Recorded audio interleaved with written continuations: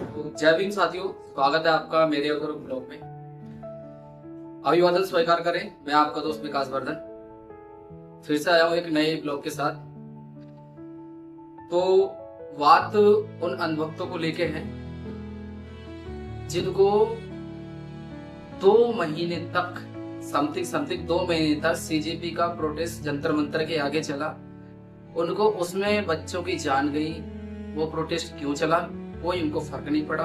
उनको कोई फर्क नहीं पड़ता ये शिक्षा के लिए चला या फिर किसी एक समुदाय ने अपने स्वार्थ के लिए चलाया।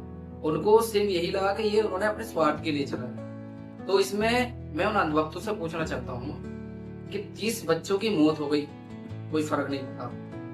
एक साइंटिस्ट, जाना माना व्यक्ति, जो व्यक्ति लद्दाख में पानी की कमी को पूरा करता है, आर्टिफिशियल ग्लेशियर बनाता है, ऐसे शूज बना देता है वहां की फोर्स के लिए, एक ऐसा स्कूल बना देता है जिसमें कोई भी बच्चा अपने आप को असहाय महसूस ना करे, तो उन लोगों ने इस व्यक्ति की तक बात नहीं रखी।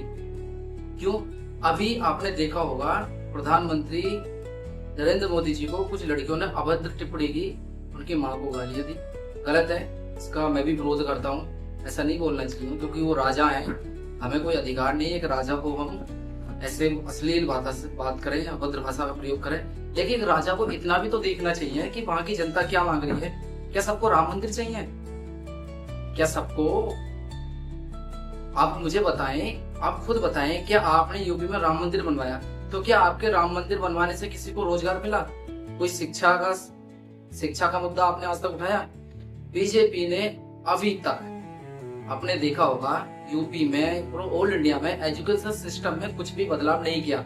हम जो हिंदी मीडियम वाले बच्चे पढ़ते हुए आए बचपन से, आज भी वही चीज पढ़ाई जा रही है जो 2005 में पढ़ाई जाती थी, वही आज बच्चों को पढ़ाई जा रही है। कुछ भी इन लोगों ने नहीं बढ़ाया, कुछ भी अलग से ऐड नहीं किया। क्यों? ना किसी हिंदी मीडियम में आप आज भी जाके देखोगे बच्चों के भविष्य से खिलवाड़ी चल रहा है, क्योंकि वहां पे सिर्फ कोई पैटर्न पढ़ाया जाता है, यहाँ तक कि एनसीईआरटी का पैटर्न भी नहीं पढ़ाया जाता। और फीस के नाम पे प्राइवेट कॉलेजों में ऐसे लूट लिया जाता है जैसे कि वहां लोग सारे जमीन वगैरह ये अपने नाम करा लेंगे। हर साल बच्चे की फीस बढ़ा देते, छोटे से छोड़ लेके लो क्लास से लेके अपर क्लास तक बच्चों की फीस बढ़ा देते हैं हर साल। लेकिन कभी भी किसी भी सब्जेक्ट में, किसी भी सिलेबस में कभी भी कोई परिवर्तन नहीं आता। क्यों? क्योंकि हमारे यहाँ की एजुकेशन सिस्टम, एजुकेशन मिनिस्टर ही ऐसे लोग हैं जिनको यही नहीं पता पढ़ाई का मतलब क्या होता है। आरएसएस से भर्ती हो जाते हैं, पढ़ाई में आ जाते हैं और उनको कोई फर्क नहीं पड़ता। तो मैं उन अंधभक्तों को बताना चाहता हूँ, भाई तुम जो अब आके अपने आप को ज्ञान फैल हो, अपने आके तुम अपने मोदी जी के मतलब आदरणीय प्रधानमंत्री जी के हित में जाना चाह रहे हो, उनको दिखाना चाह रहे होगा हम आपसे कितना प्रेम करते हैं, तो भाई क्यों यहाँ दिखाने की जरूरत नहीं है। अपनी औलाद को देखो, अपने औलाद को बताओ ना, अपने बच्चों को बताओ पढ़ाई कर रहे हैं, उनको भी तो पता चलनी ये चाहिए कि आईआईटी का एग्जाम कैसे लीक होता है, किसी गवर्नमेंट वैकेंसी का एग्जाम कैसे लीक होता है, पढ़ाई का मतलब क्या है, उनको भी तो पता चलना चाहिए। अब तुम जा जाके बैठे हो, पहले से ईडब्ल्यूएस बड़े बड़े अफसरों के कोटे तुम लेके बैठे हो, जो तुम लोगों का हक मारते आए हो, तो तुम्हें इस बात का डर है कि कहीं तुम्हारा हक ये ना मार ले। यही तो डर लग रहा है तुमको, तुम्हारी सीटें छीन रहे हैं एससी वाले, जनरल की सीटें काट लेते हैं, इस बात का तुम्हें डर लग रहा है। तो उन लोगों को मैं बता दूं, अभी से जो आप इतना भौंकलाना चालू करें ना भाई, ये तो अभी तो ट्रेलर है, अभी तो फिल्म बाकी है। अभी देखते हो किस किस का इस्तीफा होता है। बीजेपी के विरोध में जो खड़ी है ना विपक्ष में, कांग्रेस कब से खड़ी थी, किसी एक का इस्तीफा नहीं करवा भाई आज तक कांग्रेस। सीजेपी ने मात्र 2 महीने के अंदर दिखा दिया यूथ की पावर क्या होती है।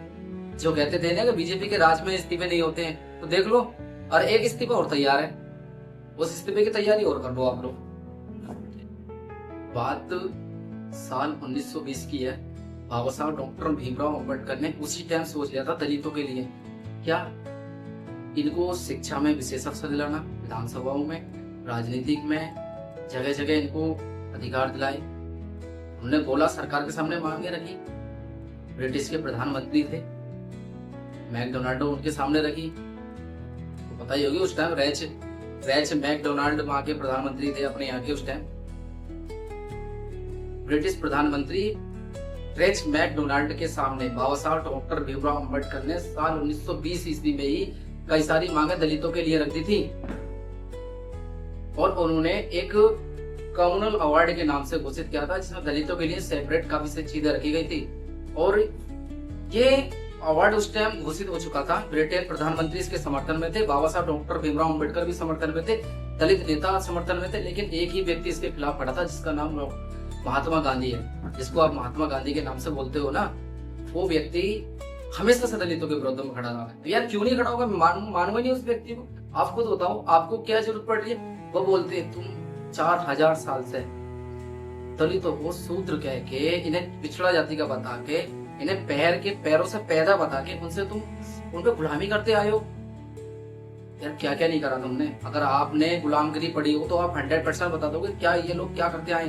आप वही लोग हो जो सावित्री बाई, भारत की पहली शिक्षक, जो स्त्रियों को पढ़ाने के लिए निकली और आपने अपने बच्चों से उनके ऊपर गोबर ईंटें पत्थर फिकवाए आपने। आप वही लोग हो, आप ही तो हो वो लोग। और कौन थे ये लोग? कभी नहीं मानेंगे। इन लोगों को डर आरक्षण से नहीं है, डर इस बात से लग रहा है कि यार ये हमारी बराबरी में आके कैसे बैठने चालू हो गए। बाबा साहब ने पूना पैक्ट के बारे में आपने सुना होगा। मध्य प्रदेश में यारवाड़ जेल में जब महात्मा गांधी जेल में बंद थे, तब बाबा साहब ने जो थ्री द राउंड गोलमेज सम्मेलन हुआ था, देखा था। जब 3 गोलमेज सम्मेलन हुए थे, बाबा साहब तीनों गोलमेज सम्मेलन की समिति जाके ज्वाइन करते हैं। तीनों गोल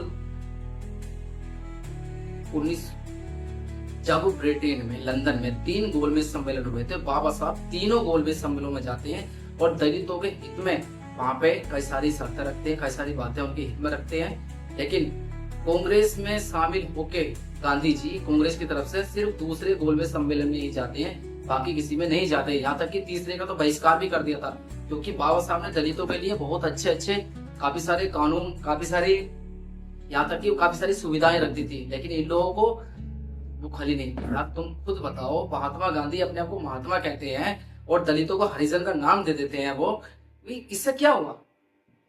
उसमें लिखा है, आज भी अगर गूगल पे आप सर्च करोगे तो उसमें बोलते हैं कि महात्मा गांधी दलितों के मतलब विरोध में नहीं थे। वो ये चाहते थे कि हिंदू समाज बट जाएगा। तुम दूसरों पे कब्जा करते हुए आए हो कि नांगन घूम रहे हैं, सामाजिक तालाब से पानी तक नहीं तुम लोग पीने दे रहे हो और तुम उनको मार रहे हो। शिक्षा के नाम पर उनको डरा रखा कि तुम नहीं पढ़ सकते। भगवान की जुबान से बोल रहे हो कि आप भगवान ने बुलाया कि तुम नहीं पढ़ सकते हो। वेद पुराण बोलते हैं तुम्हारे कि दलित पढ़ नहीं सकता शूद्र।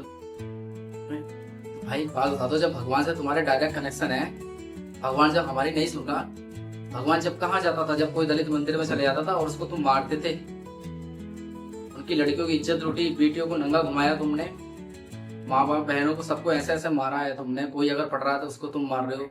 मनुस्मृति है, आज भी अगर तुम मनुस्मृति के बारे में पढ़ो तो आज ही पता चल जाएगा तुम्हें उसको शूद्र के लिए क्या क्या लिख रखा तुम लोगों ने। तो खुश हो तो कैसे मान लो कि आप लोग कह रहे हो क्या हिंदू समाज बढ़ जाएगा? हिंदू समाज तो उस दिन ही बढ़ गया जिस तुमने जात पात करी। शूद्र जिस दिन तुमने जात पात करी उस दिन ही हिंदू समाज बढ़ गया था।